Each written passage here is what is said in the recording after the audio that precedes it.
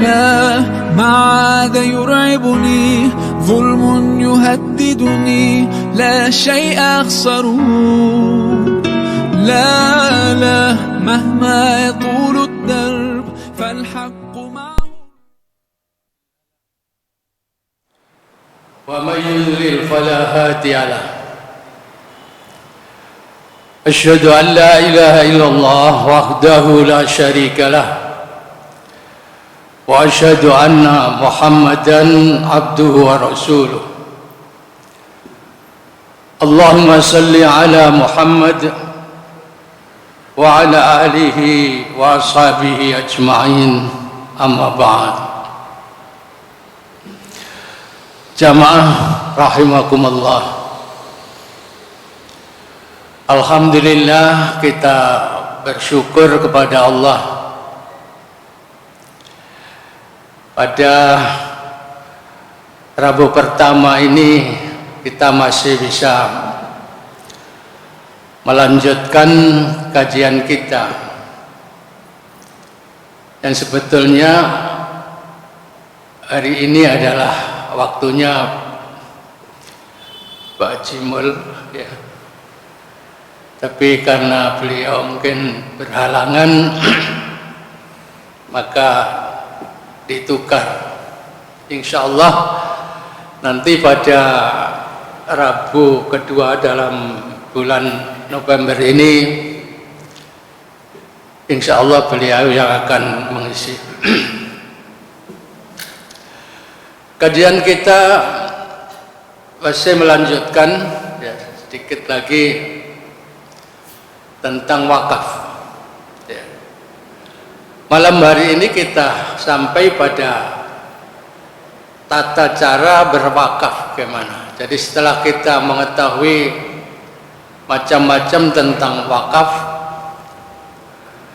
ya, tentang waktunya dan lain sebagainya, tentang syariatnya, nah, sekarang kita akan mengkaji tentang tata cara berwakaf bagaimana. Nah, kemarin pada kajian yang lalu kita sudah sedikit menyinggung mengenai tata cara wakaf ini. Yang pertama yaitu tentang tata cara wakaf tanah, di khusus tanah yang ini. Yang pertama, kesatu wakif ya. Wakif itu orang yang wakaf atau kuasanya datang menghadap kepala kantor urusan agama, yaitu menghadap ke KUA. Selaku apa? KUA itu selaku pejabat pembuat akta ikrar wakaf yang disingkat dengan PPAIW, pejabat pembuat akta ikrar wakaf. Jadi kita datang ke sana kalau memang kita berkehendak untuk mewakafkan mungkin sebagian tanahnya, punya tanah banyak sebagai sangu nanti kita ke liang kubur dan seterusnya untuk kita unduh hasilnya di akhirat, maka bisa dengan jalan wakaf ini. Jadi datang ke KUA, kepala KUA sebagai pejabat pembuat akta ikrar wakaf. Kemudian apa yang dibawa? Ya, yang pertama dokumen asli kepemilikan tanah. Ya, punyanya apa? Mungkin masih berupa petok mungkin ya. Atau mungkin sudah berupa sertifikat. Ya, kalau sudah berupa sertifikat itu nanti urusannya lebih mudah, artinya lebih pendek gitu. Tapi kalau masih berupa petok misalnya ya, petok C atau apa, petok D apa mana sih. Nah itu maka urusannya kan akan lebih panjang karena akan menjadi sertifikat dulu, baru nanti ya, menjadi akta ektor wakaf itu. Ini. Kemudian yang kedua yaitu surat keterangan tidak dalam sengketa.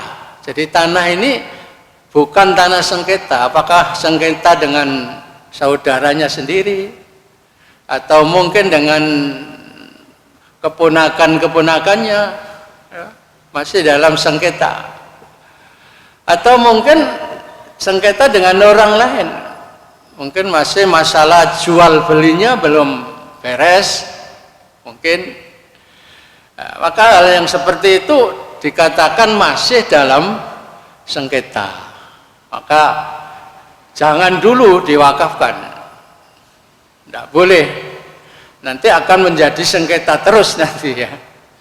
Sudah kadung diwakafkan, kemudian terjadi gugatan dari mungkin saudaranya, mungkin keponakannya, atau mungkin apalah, siapa, orang yang pernah membelinya mungkin. Ya, ini maka tidak dibenarkan kalau masih dalam sengketa itu lalu diwakafkan, atau masih dibebani sita, ya, tanah sedang disita, mungkin tanahnya sedang diproses di pengadilan, lalu oleh pengadilan tanah itu sementara disita. Nah ini jangan sampai lalu diwakafkan dulu, diajukan sebagai tanah wakaf dulu nanti, karena masih dalam sitaan ini. Atau masih dijaminkan, hutang di bank, jaminannya sertifikat tanah itu tadi. Nah, maka jangan diwakafkan dulu. Yang diwakafkan itu tanah yang betul-betul sudah jelas, tidak ada sengketa, tidak ada sita, dan mungkin tidak ada jaminan. Artinya tidak dijaminkan ke bank atau kemana saja. Ini. Kemudian yang berikutnya, nama dan identitas diri. Ya, tentunya bahwa KTP dari wakif dan juga KTP dari nadir kan sudah ditunjuk. Nadirnya itu oleh si wakif kan sudah ditunjuk. Baik, saya wakafkan ke si A, ya. Nadirnya si B misalnya. Ini sudah ditunjuk oleh wakif itu, karena wakif itulah yang berwenang untuk menunjuk nadir itu. Karena nadir ini nanti yang akan mengurusi selanjutnya, mengurus tanah wakaf itu selanjutnya. Ini nadir. Dan juga ada saksi nanti. Di dalam ikrar wakaf itu harus ada wakif, harus ada nadir. Nadir itu nanti yang diserai oleh wakif, ya. Akadnya itu akad kepada nadir nanti. Dan ada minimal 2 orang yang menjadi saksi. Ini terlepas dari masalah fikihnya ya, karena memang temanya dari kajian fikih dan peraturan yang ada di Indonesia ini. Nah, supaya kita itu paling tidak kenallah apa wakaf itu dan bagaimana cara wakaf itu. Nah, ini. Kemudian yang kedua, wakif atau kuasanya ini mengucapkan ikrar wakaf. Jadi ikrar wakaf itu diucapkan oleh wakif, oleh orang yang berwakaf, atau mungkin karena dikuasakan maka kuasanya itulah yang nanti akan berikrar. Kemana? Yaitu kepada nadir. Kemudian disaksikan oleh 2 orang saksi dan harus di hadapan pejabat pembuat akta ikrar wakaf, artinya di hadapan kepala KUA. Ini wakaf itu harus di sana. atau mungkin kepala KUA-nya diundang datang misalnya, ya tidak apa-apa, pokoknya harus ada di situ kepala KUA-nya itu atau pejabat pembuat akta ikrar wakaf itu. Ini. Kemudian PPAIW atau pejabat pembuat akta ikrar wakaf itu menerbitkan akta ikrar wakaf atau disingkat AIW. Dibikin rangkap 7 untuk siapa? Nah ini untuk wakif 1 ya. Kemudian untuk nadir. Kemudian mauquf alaih. Mauquf alaih itu yang kemarin orang yang akan menerima manfaat dari wakaf itu mauquf alaih. Kemudian kepala kantor Kementerian Agama kabupaten atau kota. Kemudian kantor pertanahan kabupaten kota, karena hubungannya dengan tanah, jadi badan pertanahan harus tahu, ya, harus tahu. Karena apa? Kalau tidak tahu nanti kan di sana masih tercatat misalnya tanah milik SHM, ya, tanah hak milik. Ya, di sana kan tidak dirubah nanti. Tapi kalau sudah dilaporkan ke sana atau diberikan itu tadi aktanya itu tadi, maka badan pertanahan tentu akan merubah bahwa tanah ini sekarang sudah menjadi tanah wakaf, kan gitu. Ya, ini. Terus juga ada instansi lain yang berwenang yang ada hubungannya dengan tanah ini. Nah, kemudian PPAW di samping menerbitkan akta ikrar wakaf itu tadi juga menerbitkan surat pengesahan nadir. Jadi nadirnya itu disahkan di sana. Ya. Jadi sudah sah menjadi nadir dari harta wakaf yang diwakafkan oleh si wakif tadi. Nah, inilah. Kemudian pejabat pembuat akta ikrar wakaf atau nadir ini mengajukan pendaftaran nadir kepada Badan Wakaf Indonesia atau BWI. Ya, di tingkat kabupaten ada BWI itu, di tingkat provinsi juga ada, di tingkat pusat juga ada. Ini BWI, Badan Wakaf Indonesia ini. Kalau zaman dulu ya wakaf pokoknya ya wis diserano, bahkan dicatat ya gak gitu. Atau mungkin ya paling dicatat ya, sama keluarga itu. Tapi akhir-akhir ini memang betul-betul diatur. Ya. Betul-betul diatur oleh pemerintah kita ini. Jadi supaya betul-betul tercatat dan juga nanti tidak menjadi sengketa di belakang hari. Ini makanya diatur. Nah, makanya inilah saya katakan bahwa wakaf ini termasuk salah satu hukum Islam yang sudah masuk dalam hukum Indonesia. Ya, salah satunya itu. Kalau dulu saya katakan perkawinan ya termasuk itu pas itu setelah perkawinan dulu kalau sudah macet itu begini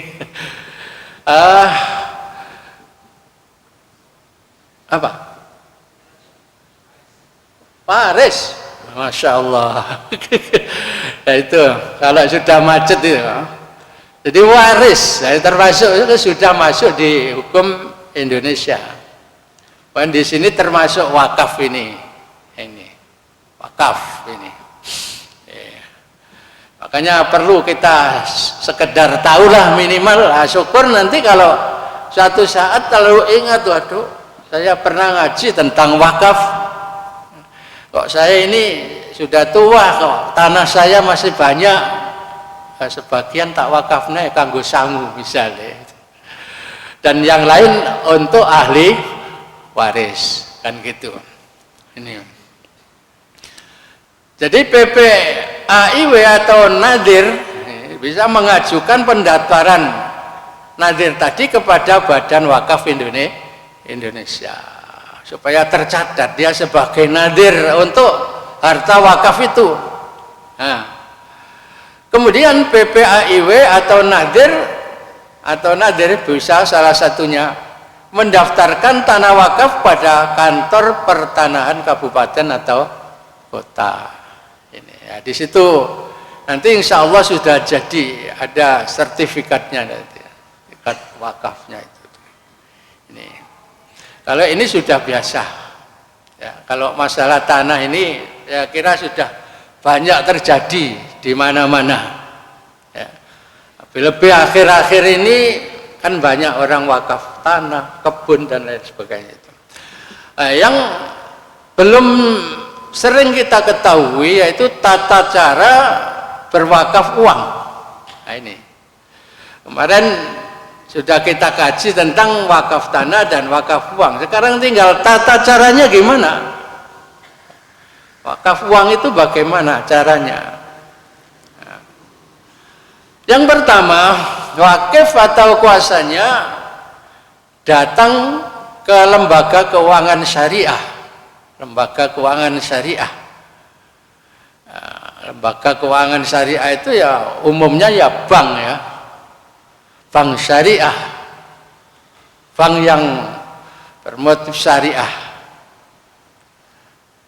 yang disingkat dengan apa? LKS, Lembaga Keuangan Syariah, PWU, penerima wakaf uang. Jadi LKS PWU berarti Lembaga Keuangan Syariah, penerima wakaf uang. Itu bisa dibaca di sana. Ya. Nah, kemudian langkah berikutnya bagaimana? Ya, langkah berikutnya, wakif mengisi akta ikrar wakaf. Ya, tentunya sudah disediakan belangkonya di LKS tadi. Jadi mengisi akta ikrar wakaf atau AIW dan melampirkan fotokopi identitas diri yang berlaku. Jadi dilampirkan apa KTP atau apa, pokoknya identitas diri lah. Ini. Kemudian yang ketiga, wakaf menyetorkan nominal wakaf ke rekening nadir. Jadi di sana sudah ada nadir yang buka rekening, disetor ke sana. Berapa jumlahnya terserah, tapi minimal itu 1 juta. 1 juta itu sudah bisa wakaf. Dan uang dari bapak-bapak ibu-ibu itu insya Allah akan tetap utuh selamanya. Sekalipun bapak-bapak ibu-ibu nanti sudah dipanggil oleh Allah ya untuk datang ke alam penantian, yaitu alam kubur itu. Tetap utuh, uangnya itu tetap utuh. Karena wakaf itu kan barangnya harus utuh kan. Wakaf tanahnya harus utuh. Wakaf benda-benda yang lain kan juga harus utuh, kecuali kalau memang muakkad, artinya wakaf yang dalam waktu tertentu. Nah, uang pun juga begitu. Ini. Jadi menyetor berapa nominalnya terserah wakif. Nah, 1 juta, 10 juta, 100 juta, ya mungkin 500 juta, terserah. Nah, kekayaan yang dimiliki maka disetor ke rekening nadir banknya. Nyetornya lewat lembaga keuangan syariah tadi, lewat bank yang menangani tentang wakaf tadi. Ini. Kemudian setelah itu wakif mengucapkan ikrar wakaf dan menandatangani akta ikrar wakaf atau AIW itu. Disaksikan 2 orang saksi dan seorang pejabat bank yang bertindak sebagai PPAIW. Jadi berbeda ya Pak dengan yang wakaf tanah tadi. Kalau wakaf tanah tadi kan disaksikan atau di hadapan pejabat pembuat akta ikrar wakaf, yaitu kepala KUA. Tapi yang ini tidak. Pejabat pembuat akta ikrar wakafnya yaitu salah seorang dari pejabat bank tadi. Salah seorang.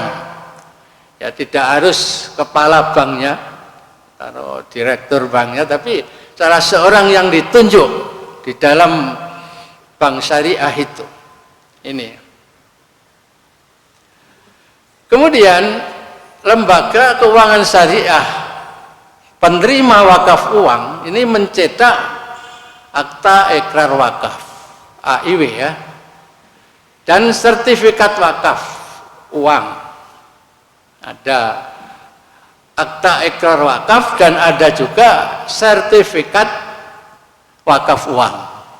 Ini jadi dapat dua nanti, atau disingkat SWU itu. Dicetak berapa? Dicetak rangkap 5. Ini yang sebetulnya pekerjaan bank, tapi kita tidak apa-apa lah tahu. Anggap saja ini ilmu. Kalau belum tahu mungkin dianggap saja ini ilmu baru lah gitu. Ini diberikan satu wakif ya. Yang kedua nadir. Nadir itu selalu dapat nih. Kemudian lembaga keuangan syariah ya, penerima wakaf uang itu juga dapat akta ini. Kemudian Kementerian Agama. Kementerian Agama karena ini masalah wakaf. Wakaf itu kan ya yang mengelola itu kan Kementerian Agama. Jadi tetap dapat sekalipun wakafnya ini wakaf uang. Jadi tetap dapat ya, tembusannya ini. Kemudian BWI juga harus diberi, Badan Wakaf Indonesia. Karena sekalipun wakaf uang maupun wakaf tanah, BWI ini tetap ya, tetap harus tahu kan gitu. Harus tahu ini. Nah, kemudian yang keenam, PPAIW menerbitkan surat pengesahan nadir sama dengan wakaf tanah tadi.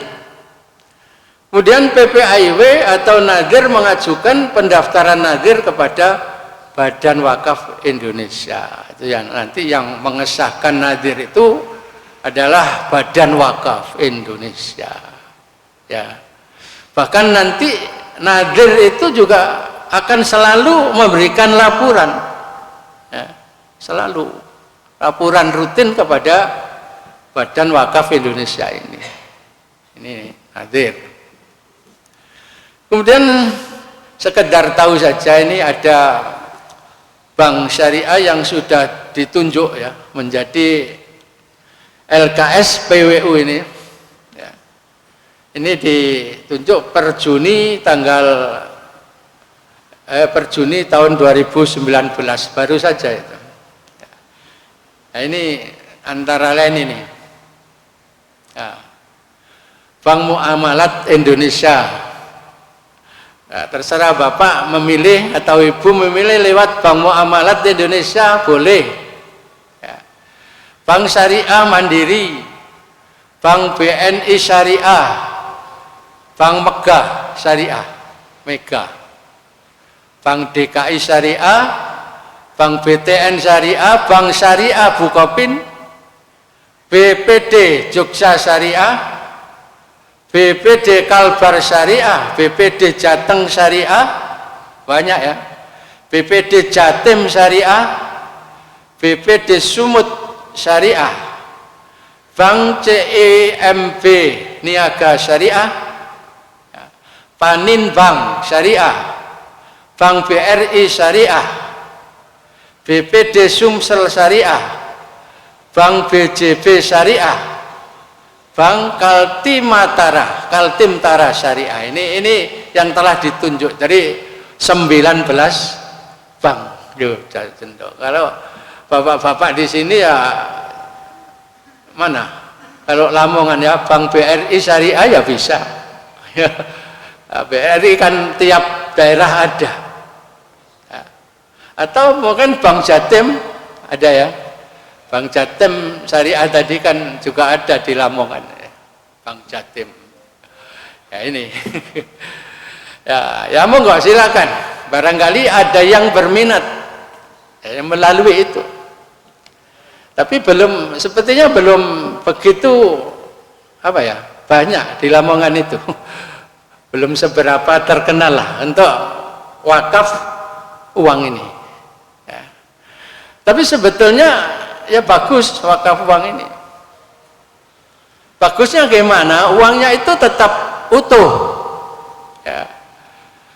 Tetap utuh. Tapi yang nanti diberikan kepada penerima manfaat itu hanya keuntungannya. Jadi keuntungannya yang diberikan. Misalnya mewakafkan 100 juta. Itu nanti oleh nadir akan dikelola. Diperdagangkan, bentuk saham dan lain sebagainya. Itu nanti keuntungannya itulah yang diambil, diberikan kepada pengguna manfaat. Kalau memang wakafnya ke masjid ya misalnya, ya itu nanti keuntungannya itu akan masuk terus ke masjid, terus. Tapi modalnya tetap utuh, ya, modalnya tetap utuh. Maka seandainya di suatu masjid itu ada misalnya 100 orang gitu, 100 orang yang wakaf uang, masing-masing 100 juta misalnya. Nah itu sudah terkumpul berapa itu ya? Banyak. Nah itu nanti oleh nadir akan dikembangkan. Dan tentunya dengan jalan yang halal lah. Tidak dengan jalan yang riba. Nah, nanti keuntungannya akan masuk terus ke masjid itu. Nah, nadirnya ya ngurusi sampai kesel niku. Nah, untuk wakaf yang menghasilkan keuntungan, menghasilkan hasil kan begitu. Nadir itu boleh mengambil sebanyak-banyaknya 10% dari hasil usaha bersih. Makanya bapak-bapak kalau mau jadi nadir, lalu cari wakif ya. Lalu mengelola uang tadi dari keuntungan bersih, ya, dari keuntungan bersih itu bisa, yaitu mendapatkan maksimal 10%. Itu untuk nadir. Ini sudah diatur, itu ya, sudah diatur dalam undang-undang maupun peraturan pemerintahnya itu sudah diatur. Ini makanya tidak usah khawatir kalau seorang itu menjadi nadir dari wakaf yang berkembang. Yang menghasilkan maksudnya. Lain dengan kalau seorang wakif mewakafkan tanah untuk pesantren misalnya, lalu didirikan bangunan. Nah itu ya tidak ada untungnya Pak, karena tidak dikelola, tidak dikembangkan. Jadi nadir juga tidak dapat apa-apa kan gitu. Nadir itu dapat kalau wakaf yang dikelolanya itu menghasilkan, itu boleh mengambil paling banyak 10% dari hasil. Nanti hasilnya 10 juta ya dapat berapa? Nah ini 100 juta ya tinggal ngambil aja 10%. Ini jadi dibagi 100 dikalikan 10 kan gitu, 10%. Ini mengenai itu. Dan uang dari bapak-bapak itu tetap utuh, ya, tetap utuh. Tidak boleh lalu semena-mena nadir ini wis gak apa-apa, mumpung aku sing nyekel entek-entek nih wae, tidak bisa itu. Nanti ada sanksinya itu, ya, ada sanksinya karena BWI juga akan mengatur juga itu, akan selalu mengawasi dan ada laporan ke BWI itu. Terus Kemenag atau Kementerian Agama pun juga akan mengawasi juga. Jadi tidak boleh semena-mena mumpung nyekel duit akeh. Ada 100 wakif yang mewakafkan masing-masing 100 juta dalam satu bank misalnya. Oh, seneng sih nyekel, tapi ya hati-hati ini. Ini hati-hati ini. Nah, itu tata cara wakaf uang. Nah, wakaf uang itu juga boleh berjangka, boleh selamanya. Jadi di sini dicantumkan wakif dapat mewakafkan harta bendanya untuk jangka waktu tertentu, ya, kecuali tanah hak milik harus diwakafkan untuk jangka waktu selama-lamanya. Kalau sudah tanah hak milik, ini diatur dalam PP 42 tahun 2006 ini, tentang wakaf tentunya ini pasal 18. Jadi diatur sudah tentang wakaf ini. Wakaf uang pun bisa juga muakkad dan bisa juga selama-lamanya. Selamanya. Wes gak tak angen-angen duit 100 juta itu sudah masuk. Saya serahkan untuk Allah. Sampai saya meninggal pun, sampai hari kiamat pun 100 juta itu masih tetap utuh. Tetap utuh. Sudah tercatat di bank dan sudah ada sertifikatnya tadi, ada aktanya tadi. Ya. Sekalipun yang melola adalah nadirnya itu. Nah, kalau muakkad yang dalam jangka waktu misalnya 100 juta dalam waktu 10 tahun saja. Nah, setelah habis waktu 10 tahun, maka uang 10 juta itu bisa diambil lagi. Ya, kalau bapak-bapak ingin nyoba sih, tak dalam waktu 10 tahun atau 20 tahun tak nyoba. Ya apa misalnya? Nah, ini. Itu boleh muakkad.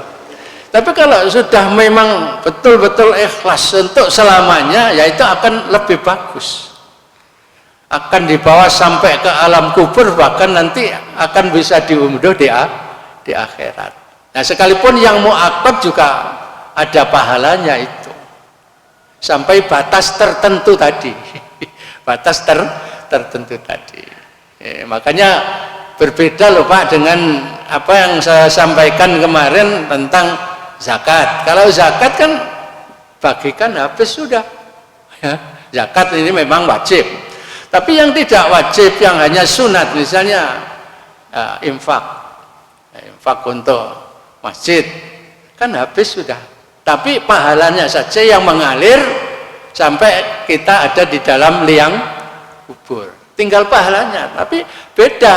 Wakaf ini di samping pahalanya mengalir terus, barangnya masih tetap utuh. Nah, gitu loh. Barangnya masih tetap utuh. Uangnya masih tetap utuh. Kalau muakkad bisa diambil ketika sudah habis waktu. Nah, jatuh waktu. Ini yang wakaf uang. Kalau untuk selamanya muabad, nah, abadah selama-lamanya, maka ya tidak usah diambil. Tidak usah diambil. Wes direlakan, diserahkan untuk Allah dan tinggal nerima pahalanya saja nanti di akhir, di dalam kubur pun masih mengalir. Ini Masya Allah. Jadi lebih kelihatan kalau wakaf itu, karena barangnya masih ada. Dibanding sedekah jariyah atau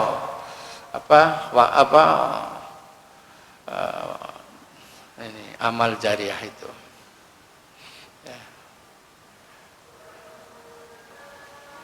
Nah, ini tentang syarat-syarat wakif menurut fikih sekarang. Jadi wakif itu yaitu orang yang mewakafkan. Dalam fikih disyaratkan memiliki kecakapan hukum. Cakapan hukum ya. Atau kamalul ahliyah. Atau cara Jawanya legal kompeten. Ya, legal kompeten. dalam membelanjakan harta. Artinya dia itu betul-betul sehat lah, akalnya ya sehat, macamnya sehat. Disebut dengan kamalul ahliyah. Dia punya kompetensi. Nah, kecakapan bertindak di sini yaitu memiliki kriteria ini. Dia merdeka, tidak budak, tidak budak. Al-hur, berakal sehat, dari akilun, berakal sehat.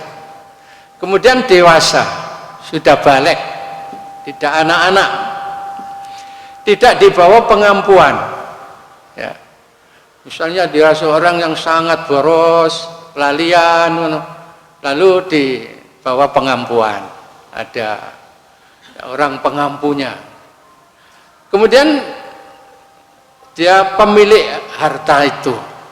Kalau bukan miliknya misalnya masih campur dengan harta saudara-saudaranya misalnya, karena ini mungkin dulunya harta warisan, ya jangan diwakafkan dulu. Kalau memang semuanya setuju, tidak apa-apa. Ya wes bareng-bareng diwakafno kabeh wae.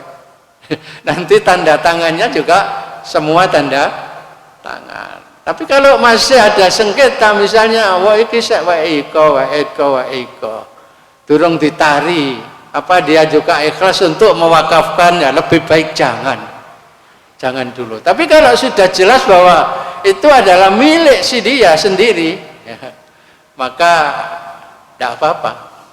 Ini diwakafkan, tidak apa-apa. Nah, wakaf itu kan boleh perorangan, boleh organisasi, atau badan hukum juga boleh mewakafkan. Nah, ini untuk wakaf perseorangan hanya dapat melakukan wakaf apabila memenuhi persyaratan ini. Sama dengan di atas, sebetulnya ini dewasa, berakal sehat, tidak terhalang melakukan perbuatan hukum, dan pemilik sah dari harta yang akan diwakafkan itu. Cuma dalam fikih ditambah dengan dia merdeka. Merdeka bukan merdeka dari penjajah, tapi merdeka itu artinya tidak seorang budak. Merdeka ini merdeka.